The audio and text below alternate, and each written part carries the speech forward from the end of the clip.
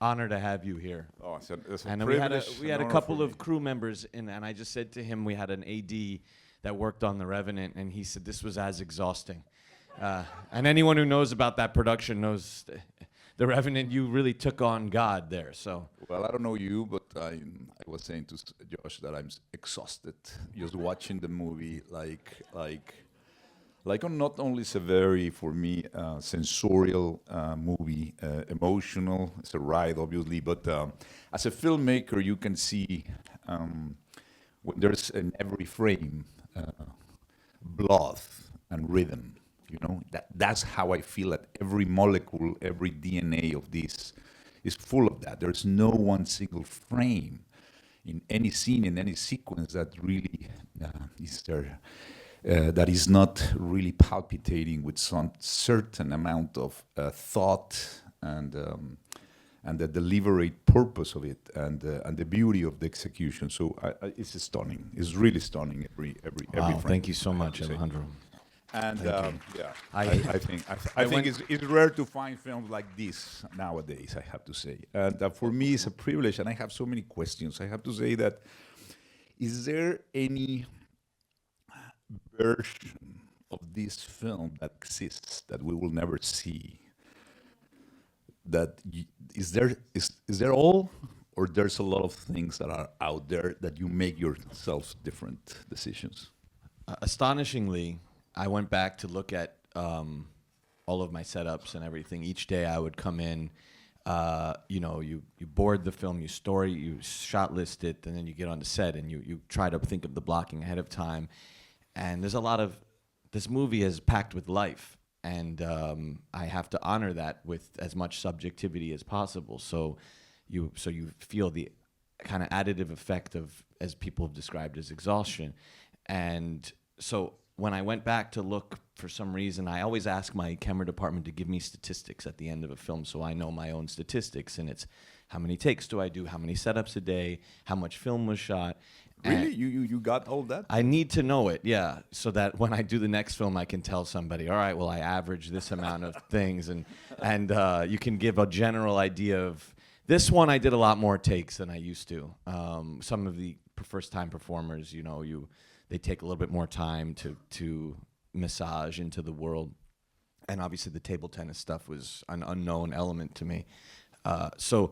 But I went and I looked, and I was astonished to find that I used 85% of the shots that I got. And every day I'd come in and I'd have the agreed upon shots that the Bond company and other people saw, and then what we call JFKs, which are the shots that came from nowhere. Those are the ones that I have on my, those are the ones that I didn't come up with the term, please. I heard it for the first time on Uncut Gems. Someone goes, oh, we got a couple JFKs. And I was like, what's that mean? They're like the shots that came from nowhere. And again, that's not me. I didn't come up with that. That's a disgruntled crew member who's upset at an added shot or an added setup. So I would have, again, because and then sometimes I'd be shooting and I'd see a look from somebody, an extra or something like that all of a sudden becomes important to me, and I want to know that person's point of view. So I add a setup and I try to move it in, and I had a great crew. And they So what you're that. saying is you use 85% of every setup, let's say. Yes. But is there anything in the journey of the character that you left out, that you regret, or that you was doubting about it, that changed radicals? Is there some radical version process? of this film that we will never see? Well, it took 6 years to write it. So over the course of that time, many drafts, me and Ronnie, my co-writer, there was the evolution of this project was quite crazy, and you live a life, and as you're living life, it starts to affect the project. The one thing that is actually quite grounding to the movie that didn't make it, that was in the production script, that the production never took seriously. I was like, where is this on the schedule? We'll get to it. And it was intense. It was from the moment, and I hate to even bring it up because the movie is the movie and it's perfect for me the way it is.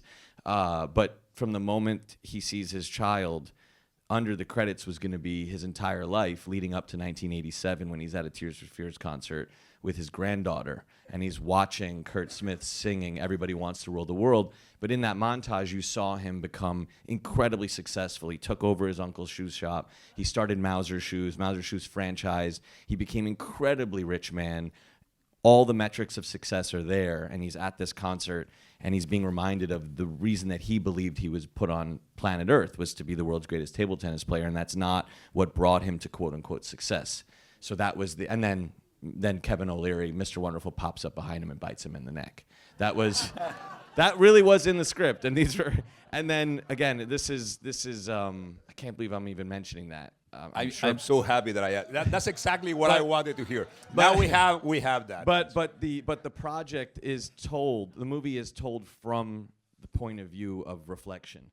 Hence the 80s, the opulence of and the exuberance of, especially in America when they were chasing the exuberance and opulence of post-war victory after Vietnam, after the defeat, trying to chase that.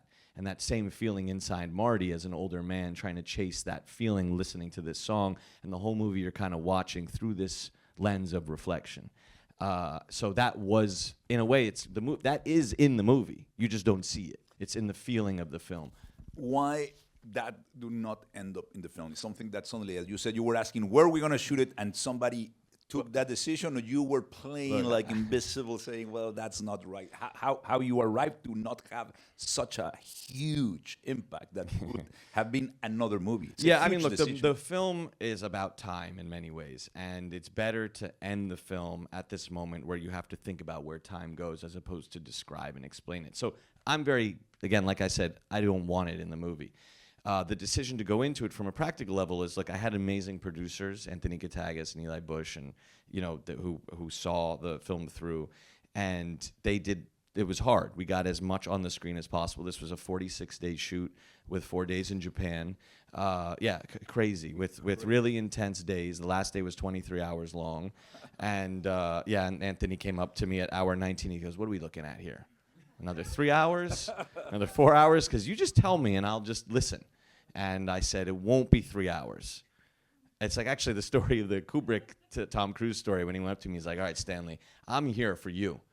But just tell me, is it going to be another 4 months? He goes, it's going to be more than that. Is it going to be another 2 years? It won't be 2 years. Is it going to be 6 months? He goes, it'll be somewhere in between 4 months and 2 years. Anyway, so they, and the Holocaust sequence too was not boarded. And it was constantly like, where's the sequence? One of the most important sequences in the movie. It's not on the schedule. It's like, well, maybe we're going to do it while we're doing this other thing. I was like, while we're doing this other thing. And I say this with all respect to my producers and my AD. They did an incredible job. But then you figure out a way. And that was just one where it's like, well, how are we going to produce 30 years of this guy's life? And we had the prosthetics made in the course of 2 days of shooting. So they said, let's edit the film and we'll see if we still need it.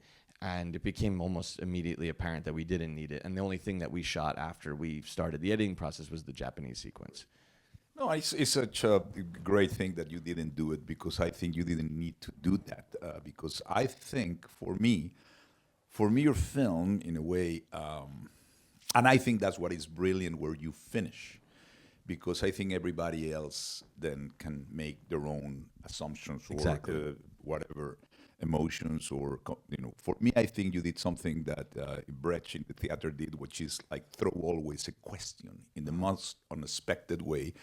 And I think your question is thrown at the very end, right? It's a provocation, which is the kid born. That kid is basically the manifestation of all the decisions he has made, manifesting and calling him. And that reaction he had at the end, that's the question. And that's the question for all the audiences, I think, are watching. And there has been a lot of discussion about if this is a perpetuation of, promoting this kind of attitude and things. But for me, I want to ask you, it doesn't matter what I think, but I'm very interested in what you think, which is, for me, the film is about happiness. 100% about happiness, yeah. And there's a say that sometimes your idea of happiness can be the obstacle of happiness, because your idea is very limited of what happiness is about. Mm-hmm. And happiness is manifested in so many ways, in so incredible ways, that when we just have an idea of what happiness is and we follow that, we are trapped in an idea. That's what this film is about. Completely. For me. It absolutely is. And I think happiness is a haunted feeling. It's kind of a sad thing, as weird as that is to say. It's there's the purity of the feeling of happiness cannot be everlasting. It's momentary. And that hit is something that keeps us going. It's like, well, I want to chase that feeling, and you kind of try to put yourself in life in situations where you can maybe achieve that or get that hit again. And I think the moments that you see it in the film are oddly through connections, with Wally and after the bowling hustle. That moment between the two of them is just pure. It's pure happiness. They've set a dream up, and this idea of dreams can lead to this idea of happiness is kind of the conundrum of the film, because in the end the dream for him is incredibly lonely. What is a dream? How is it for? But that dream, that micro dream of that day, is we're going to go to this bowling alley and we're going to hustle all these people, and they succeed. And in that moment together, Wally doesn't have the luxury of dreaming. He's a black man in 1952. He has kids. He drives a taxi. He says that to Marty. But that moment of happiness is an escape, because with the existential malaise of our existence, happiness is like, I always love seeing like a monkey happy. You know what I mean? Or like there's this one video of this gorilla that it's like in the rain. It looks pretty melancholic, and it decides to go inside. It makes the decision, I'm going to go inside. And when it goes inside, it does a little twirl before it does. And there's something about that is so can relate to it. I don't know why I'm bringing that up, but there's a happy feeling there in that moment. But it's a moment, and I think that at the end, what is a happy ending? Is this a happy ending? Happiness is this moment is not an eternal feeling. And I think when he looks into the eyes of his child, he's seeing infinity. He's seeing time as it exists in a vacuum. It's just forever. He's seeing way beyond himself, and it's not about him anymore. But he's also seeing the end of the limits of individualism. And individualism has this kind of this promise of freedom, but in fact, it's actually not freeing at all. It's incredibly, you have no agency. And I think that happiness is the carrot that we're all chasing. And I think that the moments of this, in London when he's in the semifinals, that moment when his friend sets him up for the victory after they do their exhibition point, Timmy, you put him in this position. I talked to him. I said that moment is pure joy. It's pure. And the way he expressed himself through it was that little, he does this little laugh, like he can't believe his friend is giving him this moment. And then, the bond, the feeling of true friendship and connectivity is happy. I think Marty feels really happy when he sees that that Rachel was able to get Dion out of the room, and maybe that they'll be able to stay there that night. Then he's obviously, he's immediately reminded of that they're meant to be one with one another, and she reveals the makeup. But I do think you're right. I think happiness is this thing that's lurking in the shadows, which is as a scary but beautiful thing. All the time, and it's fleeting, and I think he's Fleeting, for addicted to it, and he's chasing it wrongly, and dopamine, and at the end, Yes. this guy said, you will never be happy. Yeah. Yeah, exactly.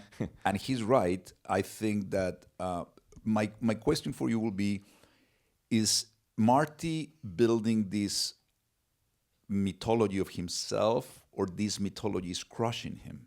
What I'm saying, did you were questioning yourself about how, when Marty's where Supreme is ironic and it becomes sincere, or vice versa, when it's sincere and it becomes ironic?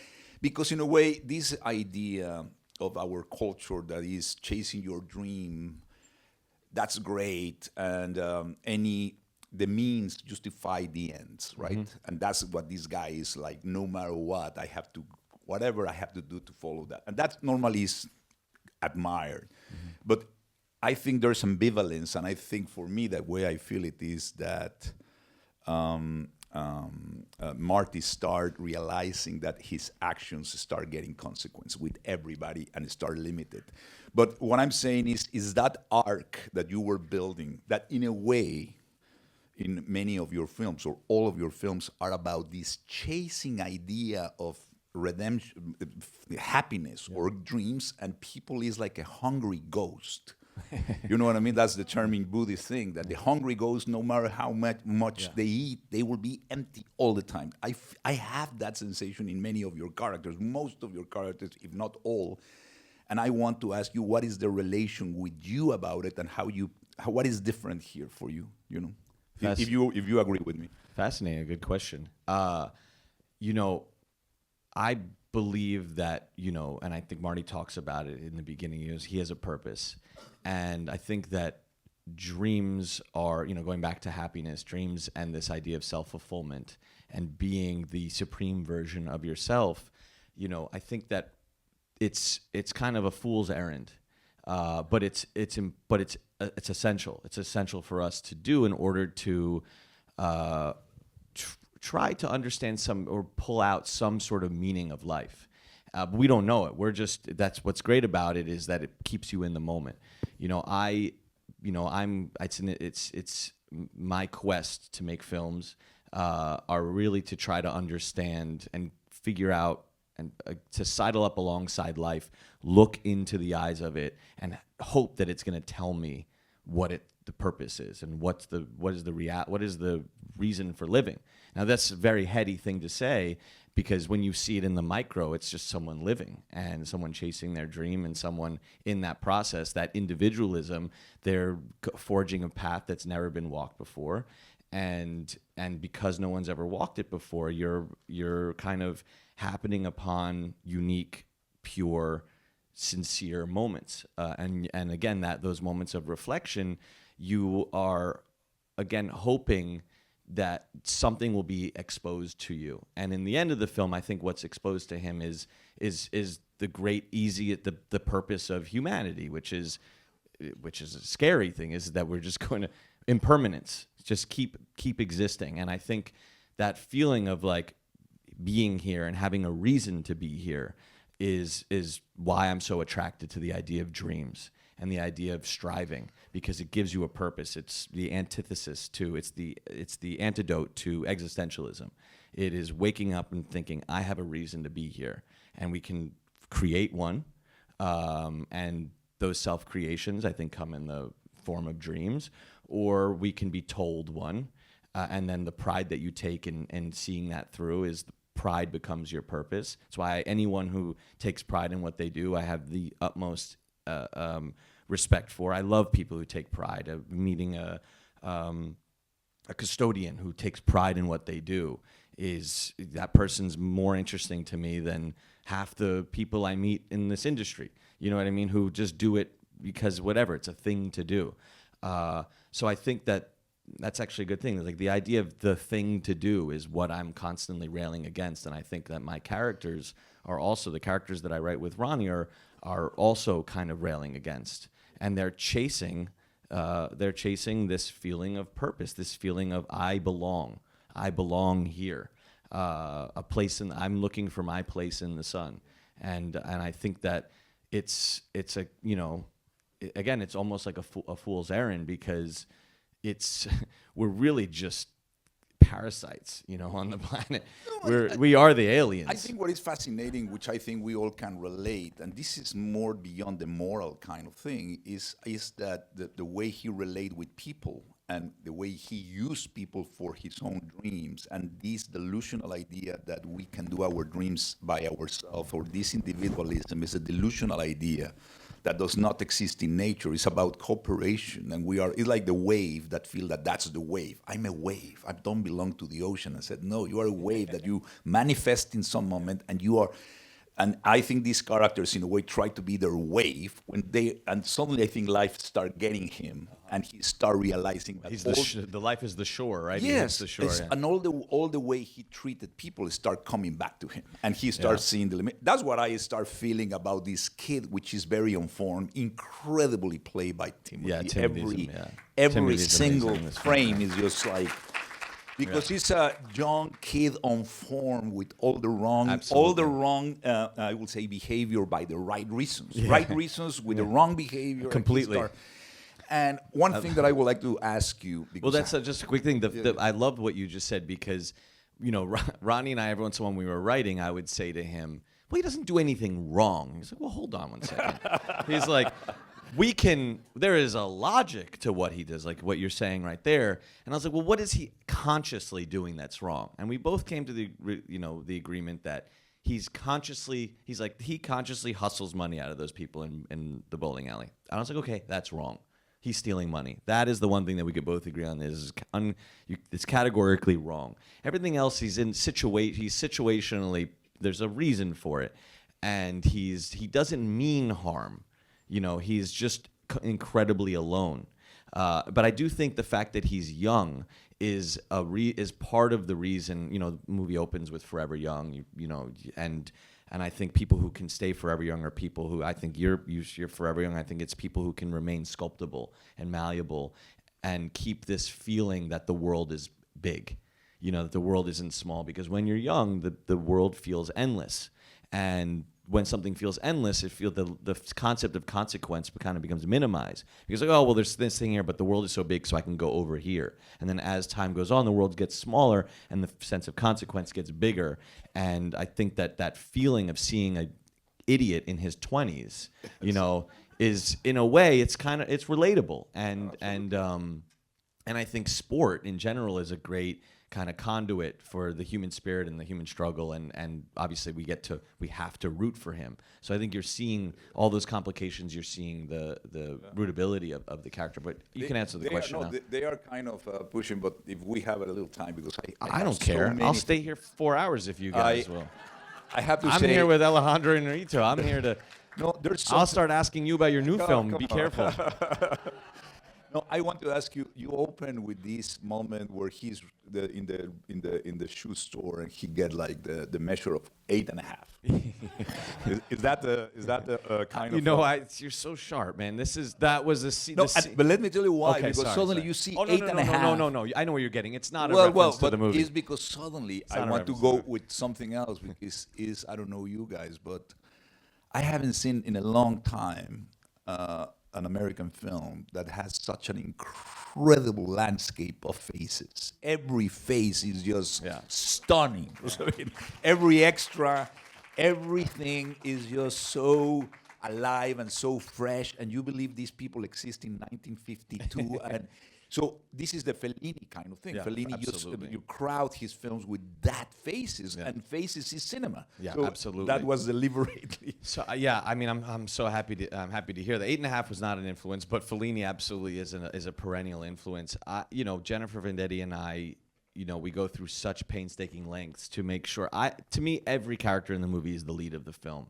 And I develop these character backgrounds for each person so that they know who they are. And I treat them like they're the stars of the film. And I think that helps them gives them confidence, and it helps let them feel like they have the agency to the scene. And Timmy definitely sees me talking to these other people like they're the stars of the film.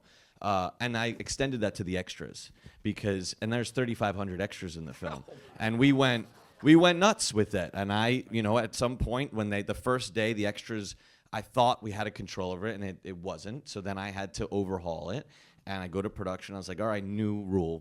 Every single extra I need to know. So we look at each one, and it's like, okay, that face is anachronistic. This face doesn't work. This face does work. I like this person. Tell me about this, and then you get them in a room. You can start to talk to them, because at any moment, I might bring them into the scene. And a perfect example is that in the bowling alley, all those extras, my wife, who's a producer on the film as well, we made sure each person in that scene was capable of joining it, because they could. It's a small scene.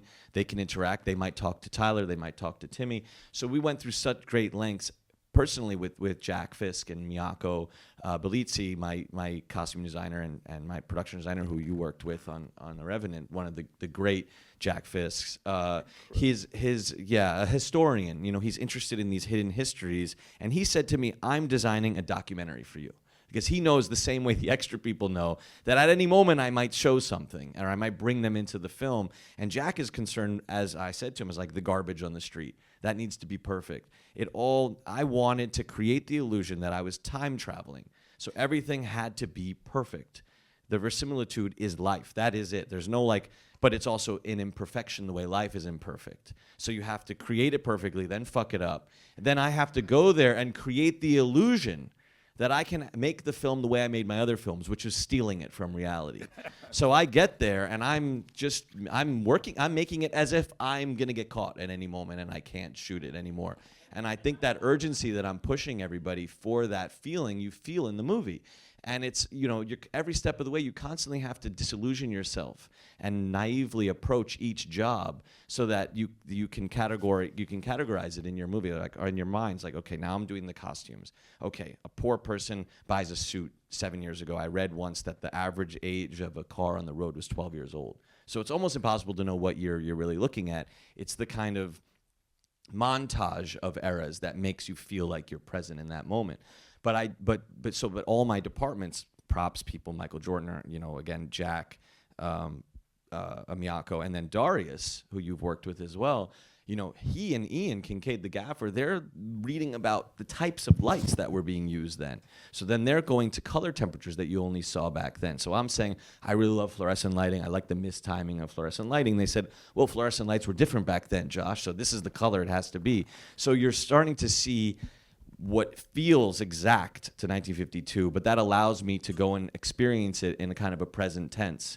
And because when somebody, that's what I think this movie is about, time in many ways, is that when someone tells me a story that takes place in 1952, I'm not really, it's interesting, the details are interesting that make it, specific to that time, but I'm relating to it in a present tense. I'm relating to the emotions. Emotions are timeless. So I wanted to just go back, and I said that to Timmy the very outset of this, and everybody who I was working with, that's kind of what the anachronism is doing when you hear that, the different sonic landscape that's not period. You're feeling the timelessness. The feeling in the end is the timelessness. You're feeling present tense. And I think that allows us to feel like we're there a little bit more. I think that for me, I always said that the first minute in a film, in that moment, you know who you are in hands off, I feel like the wine. You taste one, you just need a sip. You don't need to eat the bottle. You know that, oh my God, it's great. Or it's going to be kind of rough. The hangover will be rough. Or the music, right? When you play any record, you hear the first 30 seconds and you know. Absolutely. And, First page of a book. Exactly, the opening sentence. And for me, that was this book, this store, and the way first of all, the color of those fluorescent inside are different from any other fluorescents that you see nowadays. And I know Darius Conji, which I have the privilege to work, which is a painter. I stole him from him because he contacted Darius. Darius says, Alejandro reached out to me to make his film, and I said, uh-oh. Yeah, I know. That's why I hate you. But anyway, we'll talk later. No, but anyway, I was just saying. You worked with Chivo. It's okay. Yeah. And but anyway, to see that, and then obviously the Jack Fisk thing. I remember Jack when he did a fourth in The Revenant. One historian came and he was crying. He said, "This is real," and he was crying because that's Jack. Absolutely. And when you see that boxes and the way they choose art and everything, and then you see this interior shot, which is this greeny fluorescent, and then you have this incredible light. Is that what location or that was set? That was location, yeah. Fuck, you have this kind of the dawn outside light with the cars, and you said that frame already. It's the frame. So that frame tells you where you are with that. The depth of field of the cars, with that bluish light, with all these dresses and everything, just like it's a bloody, alive, it's a molecule of a live body. And then okay, this is palpitated. This is not artifice. This is really. And in that moment, you can say, wow, this wine will be crazy. Wow. And I felt that in that shot, I said, how is that a set or you shot that scene with that great performance, with that great actress, with this guy looking like a nerd, and then the guy that helped him in the store with that nose. I said, what the hell? And every single thing, and I think you every decision you made, it's so right because you are brave because you took the chance to have Chamlet with all these, I will say, non-actors, right? A lot. Then Ferrara, but the combination of actors with such an amount of non-actors, And the juxtaposition of the 80s music, and you hit me in my heart because I'm from that period. I was a DJ at that time, so those songs are what I was used to play. Amazing, yeah. So, but I think that juxtaposition creates an extraordinary guacamole of shit, I have to say. You know, I think at any moment, if we were to just take a snapshot of this room and you really pay attention to it on a microcosmic level, you'd be overwhelmed with the fabric of life. Each one of, look how many people are here. Every one of us have got a lot of shit going on in our lives. You once we walk down the street, and like we all, that internal monologue you have, everybody else has that too. It's loud if you could hear that. So I really appreciate that you recognized all the detail there, and it drives me crazy. That drives me crazy. It keeps me up at night knowing like I have to make sure that extra knows why they're there, who they're buying the shoes for. It drives me crazy. We shot it on Orchard Street, which is where the scene takes place. That's why Jack was like, we're going to do it in New York. We could have made this movie somewhere else and we could have gotten an extra 10 more days out of it. But we chose to do it in New York to try to access the soul of the story. And then that scene when he's walking down the street, you know, we had lucky to find this film made by Ken Jacobs in 1954 where he filmed his life on Orchard Street, and we had access to this film, and there's teeming with life. It's real, it's life. And that was the barometer. We have to achieve this. And that shot when it comes down, there was 3 or 4 buildings that were from 2000 that Jack had to build a new facade, put it in front, and that's just the first layer. Then you're talking about what is each business? Okay, let's go into each business. Who are the people who work there? Is it a family business? Do they have Yiddish? Who are the people in front of it? Who are the people on their way home? Is there someone from uptown buying a dress here? Okay, what do they look like? They are dressed nicer, so they'll stand out like a sore thumb. I asked the woman who Timmy passes, if you watch the film again, there's a woman in a white coat. I said to her, tonight you're not making dinner for your husband out of protest. And she's like, huh. So I'm working with my ADs, and I tell them a few other things. And when you watch Timmy pass her eating the hot dog, she's in her own world. Every single person in that shot is in their own world. And I think the feeling that you get, that I hope for me when I was shooting, is these people are all here, I'm going to steal the shot. Yes. You know what I mean? And you feel Timmy, and Timmy said to me after the first take, he said, that was the most exciting thing I've ever done. And I said, really? To me, it's just what it is. And he goes, yeah, I was there. That was just me in that world as the character. And it allowed him, when you do that, you give agency to the performers to start doing things that they don't even know that they're going to do. You know, him hitting the little awning when he walks in. There's a certain sort of malaise, confidence, not malaise, but kind of like the lack of seriousness of which he's taking, the fact that he's 5 hours late from lunch. It all comes out in the casualness of him hitting the flap of the awning. But you're doing it not as a mannerism, because when you overdo things or overproduce, or the artifice take over as a mannerism, that I can sustain, because I don't care about the whatever craft. 100%, completely. Is the subordination to the craft, to the emotional needs of whatever you are showing, that I think is there. And another thing that I celebrate is the originality and the brave to make a film about. I think there's a book that inspired you. Yeah, the world is inspiring. Yeah, but to make a film about the guy that wants to be a ping pong guy, in the world that we are living of franchise and remakes and novels, and he's like, okay, one more, and suddenly something fresh that is absurd. If maybe the premise, maybe when you were reading to produce, said, really, a ping pong guy? Well, that's what my co-writer, I went in, I was like, we're gonna make a movie about the world's greatest table tennis player, and he goes, ping pong? Really? Really? And the way his reaction to it became an inspiration or a bedrock of the movie. But that's so great that it's an original idea and an original bet with so much against it can really great, because it's about the humanity. I want to ask you about the music. Did you have every single, you have Peter Gabriel, who was one of my heroes. I use it in Bardo, one song. He allowed me to do that. I use it in the small Tear for Fears. That album is just perfect album. Perfect, album is a perfect album. Yeah. But what I'm saying, do you have the music? That song is a perfect song because it has the feeling of happiness, but if you focus on it, it's incredibly anxious and sad. Every song of that album, I know that album as my Bible. I know the 8th song is the I believe. Of course, beautiful. You want? I don't say.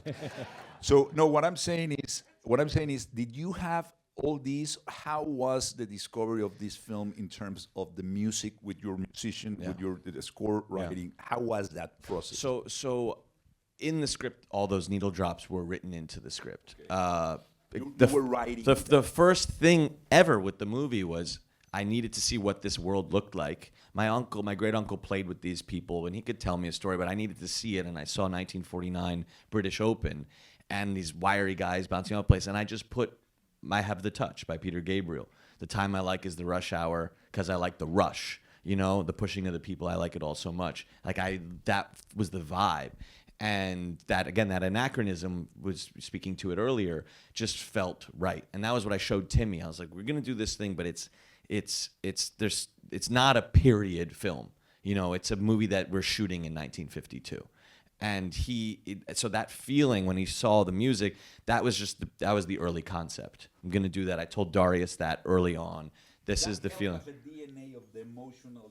Absolutely. Like the polydrium kind of thing, to be in one period, but with an attitude. Exactly. You're ahead of time a little bit. He's ahead of his time. And then my composer, Daniel Lopatin, is an old friend of mine. The beauty of working with people you love is you get to be with them. You know what I mean? So I love Dan, and we work together a lot. And he is the founder of a movement called Vaporwave, which was a very online, contemporary, millennial creation that only exists in the kind of revisiting of the past, which is also the bedrock of a theory called hauntology, which is that the past haunts the future and the future haunts the past, and it all begins in the 80s because it's the postmodern era, the first postmodern era. So we started but he did this album where he took these 80s radio songs and destroyed them and deconstructed them and put you in the feeling of them, and there was a haunted quality in it. So I had originally said to him, we're going to do an echo jam. That's what he called them, echo jams. We're going to do an echo jam score. Conceptually, it sounded cool. Then we do it, and it was scary. We don't want to watch a movie with that. So then we started talking about the score, and we were saying, well, do we do a score that's in the period, or do we do a score that kind of speaks to the period of the music or the period of the perspective, which is the needle drops? And then we landed on a place kind of in between. So there's this classical, almost Ravel quality to a lot of music, very Baroque score. And it's using real instruments, real people, but he's synthesizing it. He's doing a conversation with it through synthesizers. But it is very Baroque music, I call it the second screenplay. I wrote the second screenplay. So at the end of the edit, I start to get that anxiety that happens when you start writing. It's like, oh man, this could take forever. That's the scary part of writing, is that it could take forever. And then you think about writing again, you have to write this score, and it could take forever. It didn't. It took 12 weeks, and Dan had a bunch of stuff already that he was coming to the studio with. So we're writing the ocean of the movie. We're writing the emotional fabric of the film without being too manipulative. We're trying to do something that's happening. It's there. It's present. It's a character, but it's another screenplay. And it is communicating with the other needle drops. And one of the things someone asked me, he said, I love Dan putting the frogs in the film. I said, that's New Order. Dan didn't put the frogs in there. But the frogs felt like something that we could have put in there because there's a biblical quality. And the dog is called Moses. Like, you never put it past me. No, it's very good. It's great what you are saying, because if you close your eyes and you hear your movie, it's another movie that juxtaposition. Interesting. I never thought about listening only to the movie. I always do that. Yeah. You have to close your eyes and hear your movie. Well, I'm casting voices sometimes. I'll hear a voice, and I'm like, the voice is great. And like the first woman who speaks, her name is Marianne, and she Tepedino, and she goes by Mary. People who are Howard Stern fans know her as Marianne from Brooklyn.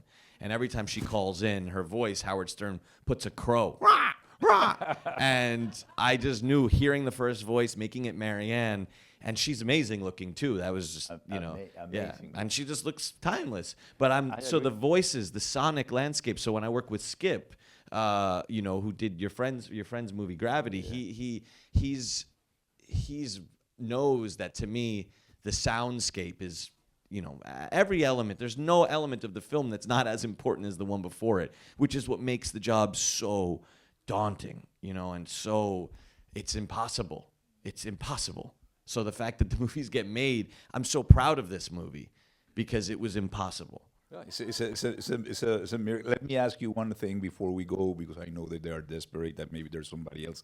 How was that relation and the way you shape the character with Timothy? I mean, the relation from the beginning to the end to the everyday. Yeah. Does he was bringing things? Did you allow him to invent it, improvise? You rehearse a lot with him. Can you explain a little bit how was it? So Timmy, I wrote it for him. We wrote it for him. I met him in 2017 before I saw Call Me By Your Name. He was just Timmy Supreme, this crazy kid with this intense dream to be kind of who he became. And I wanted to tap into that energy that I saw in him that I didn't see other filmmakers exploring, which I was happy as I saw him do more and more movies. Like, okay, no one's done it yet. No one's done it yet. And I was talking. He would be the luxury of working over a long period of time is it's a constant communication. You're dropping little things here. Oh, I found in this research. I'm sharing research with him all the time. And then the character biography, which begins when he's born and it ends with him when he, actually in this one, it went all the way to when his granddaughter was born. But it's, we will have Marty Supreme too. That's how it's feeling. Someone sincerely asked me, is like, is there going to be a sequel? I was like, yeah, of course not. What are you talking about? Money. So I had the luxury of working with him, and he was training as a table tennis player, and we started talking about who this character was, coming up with the look, suggesting, you said nerdy, he had this outsider quality to him. He had a dream that was a joke to everybody, and he was an outcast. He was an outsider, and you felt through the life of impairment, his thick glasses. I put contact lenses in his eyes that were +6.5, and I put prescription lenses in front that were -6.5. Wow. So the feeling is you see a guy who really needs his glasses, and you know what? When the glasses fall off, he can't see. Timothy Chalamet can't see. So, and it helps him. In the beginning, when he tried them on, he goes, I'm going to throw up. It was really intense. I said it was like a fishbowl effect. So, and then the skin and things like that. So, but he has a confidence to him. He knows if he loses the confidence in him and his whacked out dream, he's done. He's toast. So he has to double down, and he has to harden, and he has to protect his dream. So those are the things we talked about. And then what became really interesting for him was when I started to do the character biographies for the other characters, because his character would show up in them, and he would it's like the way, without getting too heady, the way consciousness exists. It's feeding all these different perspectives, and all of a sudden you have this fully formed three-dimensional point of view of who this person is, because you can see them from other points of view. And then when we were shooting, we wrote the script, we spent a lot of time on it, and then I lose confidence in the script because I'm like, yeah, both me and Ronnie, who we write it with, because then we edit it together. I lose confidence in the script because I am, again, chasing life, and words on a page are not alive. So the hope is that I can resurrect it with so much stimuli. And the night before, I'm calling Ronnie, and I'm saying, this is terrible. We can't do this. This line's bad. Well, I'm rewriting this. And then he's like, well, hold on. We spent a lot of time on that. And then I get to set, and then I do sometimes many takes chasing some feeling where you go far away from the script. And Timmy, I would give him the luxury of going far away. And then by the last take, you find your way back to a version of the script. And then Ronnie came up to me and he said, this is the movie that exposes us as writers, because we're seeing the script, and I had more confidence in the words on the page, the dialogue. The ideas were always there. So I would allow Timmy to go off, and he would find these things, and then we would hold on to him, and then we'd come back to some kind of the word. But he gave a lot to this movie. I mean, long days, amazing. Training extensively. When we would shoot the table tennis stuff, he's doing a whole other. He has his own experience with the writer of those points that I worked with, Diego Scoff, who was my choreographer who did Forrest Gump. We went through thousands of hours of table tennis going back to the 40s and built these videos that were Frankensteins of the points. So Timmy had a visual on it, but he had to memorize them, because then that's really hard. And the two players have to memorize them together. And Koto, who plays Endo, he's deaf. So communicating with him is harder, because you're talking, not only doesn't speak English, he also he can't, his language, speaking is difficult for him. So you have an unspoken communication between the two of them. It was beautiful to see. You can see it. It was so beautiful to see the way that they would talk to one another. Koto's amazing. My visual effects supervisor, Aaron Denier, his wife was in Japan. She came up to me, she goes, "That guy's the best actor in the movie," talking about Koto. And the way he expresses the limits of individualism. Japanese people, America wrote the Constitution in Japan after the war. We introduced the American dream to them. We introduced the idea of individualism. Here they're seeing it. They bought into the dream. They're drugged up. And now they're seeing this guy who's the example of, like, maybe this isn't the best way to go about life. And they're seeing what happens, the feeling of defeat, the destroyed quality of seeing individualism fail, or the limits of it, is tough. When you believe in something and it doesn't work, you feel worse. If you don't believe in that one thing, then there's a collective feeling of like fascism. Everyone's told what to feel. You feel it, and there's a safety in that. You know what I mean? There's no risk in life. You know, same thing with socialism. This will be a very long conversation, but I think the moment that you wish and desire something, you lose it already. Yeah, sure, and the only way absolutely. to On get some it is level, to give a little space to that. So that madness of the dream and the individualism and the American thing, that's where we are at now, and that's what is bringing us to our knees to this moment.